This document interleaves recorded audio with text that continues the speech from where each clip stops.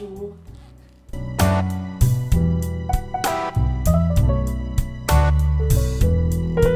Alors, je suis Jenny M, à l'état civil Alex Jenny Maga. Je suis épouse Ndessa, mère au foyer. Et voilà, je suis adoratrice, conductrice de louanges, artiste gospel.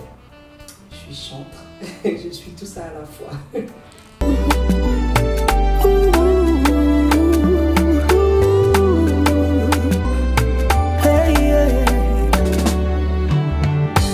Je n'avais pas commencé, mais toi tu me connaissais.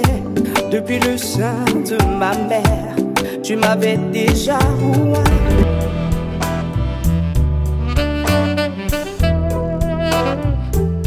Alors, le EP Dans sa présence tout est possible a été réalisé avec beaucoup de disposition. Voilà, comme ça je vais te dire. On a essayé vraiment de se disposer pour refléter vraiment le message et ce que le Seigneur me donnait comme un message à véhiculer.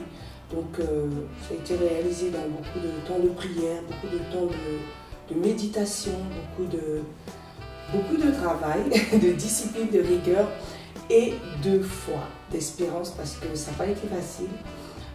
Mais Dieu a rendu cela possible à force de travail, de discipline et de rigueur. Et le Seigneur a permis cela.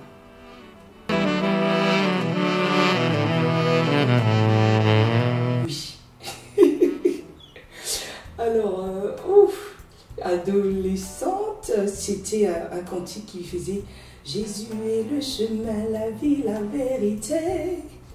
Quiconque croit en lui sera sauvé. » C'était ça mon premier chant. Et je l'ai encore à l'esprit par la grâce de Dieu. Tu as mis tes paroles dans ma bouche quand je ne savais pas parler. M'a équipé et m'a guidé. Je veux demeurer en toi.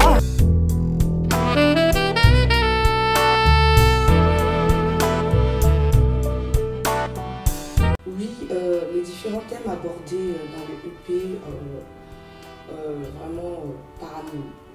Pour par exemple le titre J'attendrai, vraiment c'est un témoignage, je dirais tous les titres reflètent vraiment la relation et le parcours que j'ai pu avoir avec le Seigneur. Donc on a l'espoir et la persévérance. Aujourd'hui nous assistons à une génération qui se précipite pour tout. Voilà, nous sommes adorateurs, nous sommes là, nous prions le Seigneur, mais nous voulons tout de suite et maintenant des choses qui ne sont pas forcément bonnes pour nous. Et ayant expérimenté le revers de la médaille, le Seigneur m'a donné de pouvoir vraiment véhiculer ce message pour dire que voilà, c'est vrai que nous avons nos projets, mais les desseins de l'Éternel sont les meilleurs pour nous en fait. Donc il faut attendre avec persévérance, il faut attendre dans l'amour, il faut attendre dans la prière, dans la consécration. Et ainsi, le Seigneur, quand il nous ouvre les portes, vraiment, il va pour vraiment sa gloire. Et en cela, nous avons le deuxième thème qui est dans sa présence. Donc, dans ta présence, c'est vraiment de développer cette intimité personnelle avec le Seigneur. C'est-à-dire chaque adorateur ne doit pas seulement attendre de son guide spirituel, de son père spirituel ou de son pasteur plus qu'il en lui donne, parce que le Seigneur nous a donné vraiment tout dans sa parole. Et donc il n'appartient qu'à nous de rentrer en profondeur et d'aller dans sa parole, de le rechercher et ainsi d'en sortir rempli de lui, enseigné, équipé. Et donc là on parle de tout un cheminement, de toute une relation particulière. Donc voilà. Ensuite on a le titre Touché qui nous parle un peu de ces différentes manières d'aller vers le Seigneur. Voilà. Nous avons tous un témoignage différent et nous avons tous une manière différente de prier, d'adorer ou même de vivre, tout simplement. Mais toucher le Seigneur, c'est pas seulement de d'attendre, de dire Seigneur, je prie, je fais ton œuvre, j'attends que tu me donnes. Non, c'est aussi d'avoir une attitude. Et donc là, à ce niveau-là, je parle un peu de ces différentes attitudes que nous pouvons avoir pour le toucher. Ce n'est pas forcément d'aller jeûner 40 jours et 40 nuits, mais il y a une attitude à avoir, il y a un comportement à avoir, il y a une manière de vivre qui fait que le Seigneur voit, il regarde et il dit « Ah, c'est mon enfant, je vois que de par sa vie, cet enfant reflète ce que je suis. Donc oui, elle me touche, il me touche. Et selon les situations, je développe là vraiment ces parties-là de dire que même quand tu es fatigué de ta situation, tu dois te lever, tu dois proclamer, tu dois te lever et dire à ton Père que je suis là, ne me laisse pas, ne m'abandonne pas. Je veux te toucher, regarde-moi, je suis là et je crie à toi. Et n'abandonne pas ceux-là même qui savent le toucher. Donc, et après, on va sur tout est possible parce que c'est quand on arrive à rentrer dans sa présence, quand on arrive à le toucher réellement, que tout devient possible parce que là, il voit l'amour, il voit la disposition d'esprit, il voit la disposition du cœur, il voit à quel point nous voulons être à lui et en lui demeurer. Et à ce moment-là, il nous donne de pouvoir braver les difficultés, braver les épreuves. Et tout devient possible alors. Même quand on croit qu'on ne pourra plus sourire, alors là, il se révèle dans sa magnificence et dans son amour infini. Et il nous montre que lui, il est encore possible de sourire, il est encore possible même de rire aux éclats. Il est encore possible de le magnifier pleinement, même quand on est passé par la vallée de l'ombre de la mort. Il est possible d'arriver jusqu'au bout et de vraiment accomplir la destinée selon le Seigneur. Voilà un peu les différents thèmes abordés dans ce EP.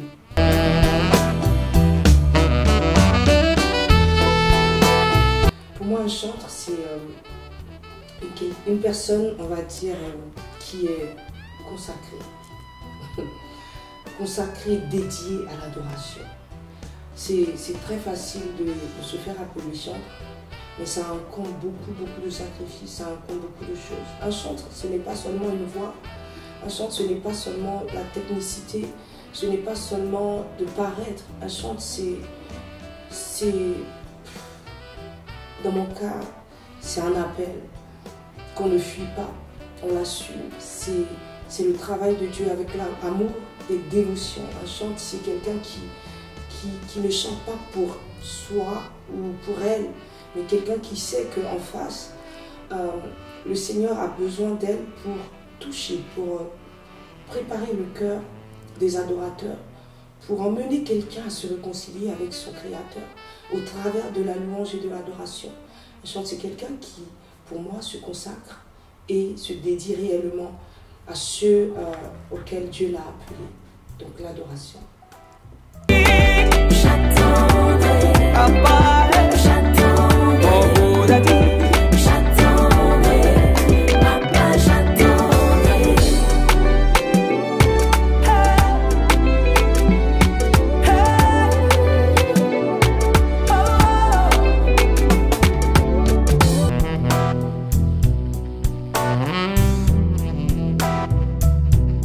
Moi, ma plus belle rencontre, on dira oui, tout le monde dit ça, mais oui, tout le monde le dit. Quand c'est vrai, il faut le dire, c'est Jésus-Christ de Nazareth, c'est de l'avoir rencontré.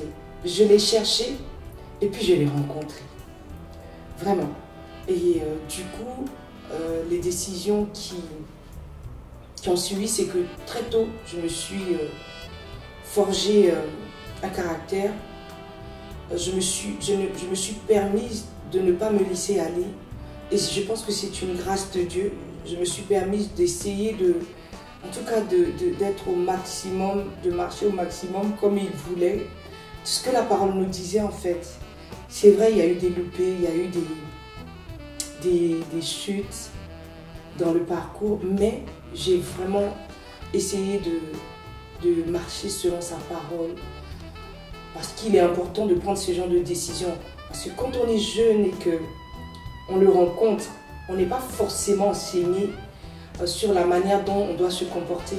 Mais dans ma tête, je savais il fallait que je fuis certaines choses. Il ne fallait pas que je m'adonne à certaines choses. J'avais des amis de tous bords qui avaient des rythmes de vie, mais je ne les suivais pas. Au contraire, voilà, je ne les suivais pas. J'étais avec eux, on passait des moments ensemble, mais quand il s'agissait de se disperser, je ne le faisais pas parce que ce n'était pas pour moi. Et je disais toujours, je ne suis pas prédestinée à ça. Ça pouvait paraître prétentieux, mais j'étais convaincue que non, ce n'est pas pour moi. Donc je ne le fais pas. Donc les décisions étaient vraiment, j'étais très exigeante, même étant très jeune.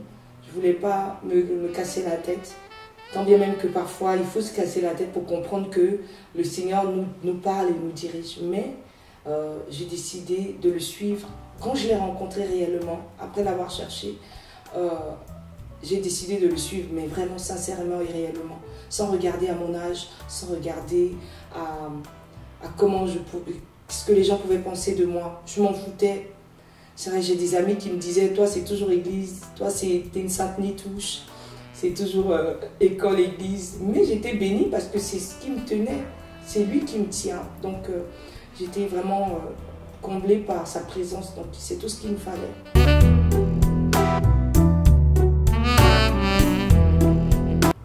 À tous ceux qui vont se reconnaître. Toutes ces personnes-là qui ont été là à un moment ou à un autre. Je ne pourrais pas citer de nom parce que, vous savez, le Seigneur met des personnes ensemble, fait des connexions. Ça peut être du long terme comme du court terme. Et je bénis le Seigneur pour la vie de toutes ces personnes qui se reconnaîtront. Que le Seigneur vous bénisse. Merci.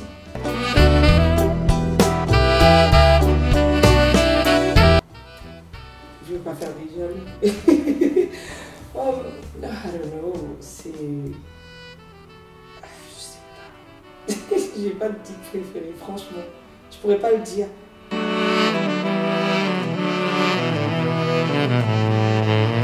De choisir, j'attendrai.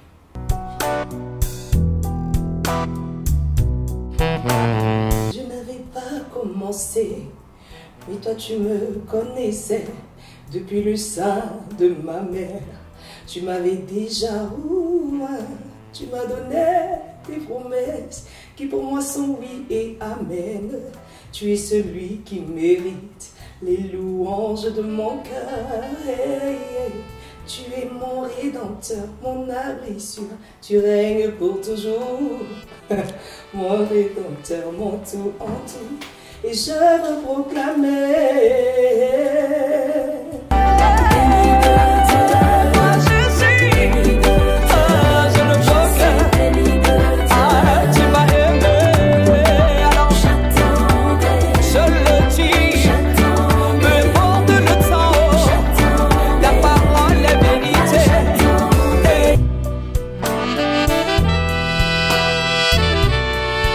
Mon mot de fin, c'est de dire à toute personne d'attendre le temps de Dieu.